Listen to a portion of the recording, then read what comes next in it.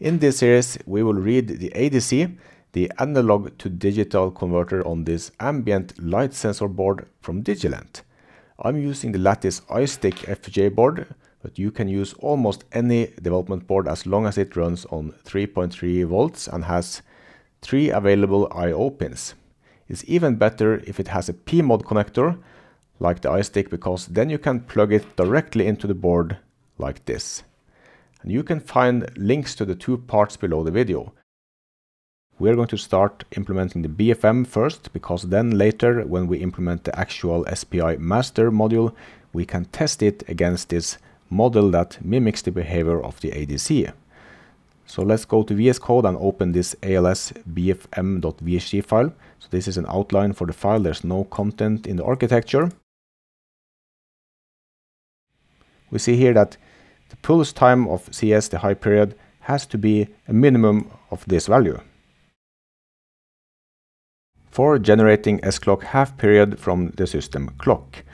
Okay, so we have our counter here, so we can start using it now in the state machine. Let's scroll down to the state machine here, and we should definitely reset this signal to 0. And at this point, there's nothing coming out on the data signal because the BFM doesn't produce any input data. Next sample, the input to the bus functional model is just unassigned, so we don't know if this is working yet. And a search statement inside of there, asserting if the data that comes out is the data that we sent in. And we have the same print and test calls in our sequencer process.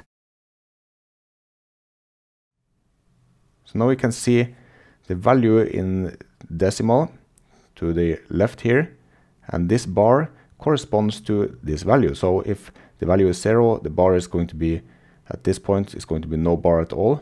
And if the value is 255, the max value of a byte is going to be all the way to the right. So we have the sensor here plugged in. I'm going to grab the sensor and cover it now. And we can see that it goes down to 0, so it's dark now, so it reads 0 byte. If I hold it up against the light like this, it's going to increase this bar. And I have a flashlight here. Let's try it out. And here you see it goes all the way to 255. If I hold the flashlight up against this sensor.